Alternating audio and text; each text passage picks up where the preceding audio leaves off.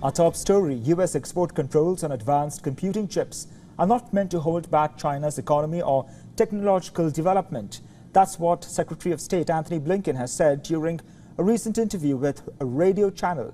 The statement assumes significance as it comes amid the heated tech rivalry between the two largest economies. Since 2022, US officials have imposed sweeping controls on which computing chips can be exported to China, cutting off some sales from NVIDIA, Advanced Micro Devices and Intel, among others. But US officials have granted at least two US companies, Intel and Qualcomm, licenses to keep shipping chips to Huawei, which is using an Intel chip to power a new laptop model. In the interview with National Public Radio, Blinken highlighted this exemption to argue that the United States is not trying to hobble China. Blinken said, and I quote, "I think it demonstrates that what we are focused on is only the most sensitive technology that could pose a threat to our security. We are not focused on cutting off trade or, for that matter, as containing or holding back China." Unquote.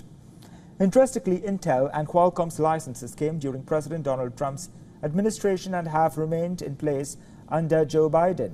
Their direct competitors, AMD and MediaTek, have not received similar exemptions. Neither the Trump or Biden administrations have explained why.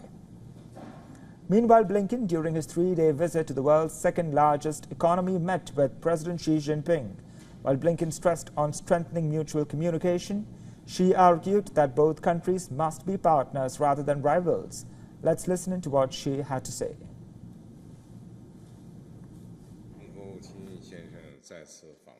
Over the past 45 years, the relationship has gone through winds and rains, and it has a number of important inspirations to offer. China and the United States should be partners rather than rivals, help each other succeed rather than hurt each other, seek common ground and resolve differences, rather than engage in vicious competition, and honor words with actions rather than say one thing but do the opposite. US and China have been trying to re-establish trade and economic ties amid tensions between the two economies. As part of the efforts, US Treasury Secretary Janet Yellen has visited China twice in the last 8 months. Since July last year, Yellen and her Chinese counterpart have launched economic and financial working groups that meet virtually. Discussions so far have largely focused on economic issues facing each country and their policy responses.